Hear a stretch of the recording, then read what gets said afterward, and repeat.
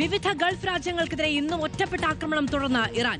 Bahrain തലസ്ഥാനമായ മനാമയിൽ missile ആക്രമണത്തിൽ ഒരു സ്ത്രീ കൊല്ലപ്പെട്ടു. 8 പേർക്ക് പരിക്ക്. മനാമയിലെ ജനവാസ മേഖലയിലായിരുന്നു ആക്രമണം. സൗദി അറേബ്യയിലെ ഷൈബ എണ്ണപ്പാടം ലക്ഷ്യമാക്കിയും കിഴക്കൻ മേഖലകളിലും ആക്രമണമുണ്ടായി. UAE-യിൽ ഇന്നും ഇറാന്റെ ആക്രമണ ശ്രമങ്ങൾ ഉണ്ടായതായി പ്രതിരോധ മന്ത്രാലയം അറിയിച്ചു. രഞ്ജിത്ത് വിവരങ്ങളുമായി ചേരുകയാണ്. രഞ്ജിത്ത്, കഴിഞ്ഞ ദിവസങ്ങളെ വെച്ച് നോക്കുമ്പോൾ ആക്രമണത്തിൽ കുറവുണ്ടായിട്ടുണ്ടോ? തീർച്ചയായും മാധു, കഴിഞ്ഞ ദിവസങ്ങളെ അപേക്ഷിച്ച് നോക്കുമ്പോൾ ഇറാന്റെ ആക്രമണത്തിൽ വലിയ തോതിലുള്ള കുറവുണ്ടായിട്ടുണ്ട് എന്ന് തന്നെ നമുക്ക് പറയാം. പക്ഷേ അപ്പോഴും ഒറ്റപ്പെട്ട ആക്രമണം ഇറാൻ തുടരുന്നു എന്നതിന്റെ സൂചനകൾ തന്നെയാണ് പുറത്തു വരുന്നത്. ഇതിലേറ്റവും പ്രധാനപ്പെട്ടത് ബഹറിലെ ആക്രമണമാണ്. ബഹറിലെ ജനവാസ മേഖലയിലാണ്, മനാമയിലെ ജനവാസ മേഖലയിലാണ് ഇറാൻ മിസൈൽ ആക്രമണം നടത്തിയത്.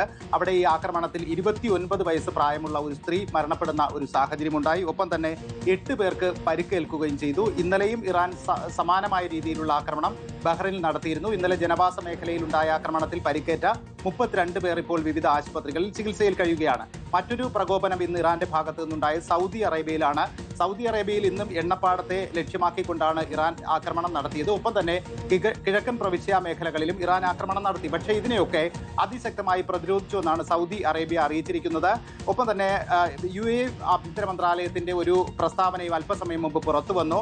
UAE-യിൽ ഇറാന്റെ ഭാഗത്ത് നിന്ന് ആക്രമണ ശ്രമങ്ങളുണ്ടായി, ആക്രമണത്തെ പ്രതിരോധിക്കുന്നു എന്ന തരത്തിലാണ് UAE ആഭ്യന്തര മന്ത്രാലയത്തിന്റെ ഭാഗത്ത് നിന്ന് വാർത്താക്കുറിപ്പായി പുറത്തു വന്നത്. ഇത് സംബന്ധിച്ച മുന്നറിയിപ്പ് ഇവിടുത്തെ താമസക്കാരുടെ ഫോണിലേക്കും വന്നിരുന്നു. എന്നാൽ നിലവിൽ ഇപ്പോൾ ശാന്തമാണ്.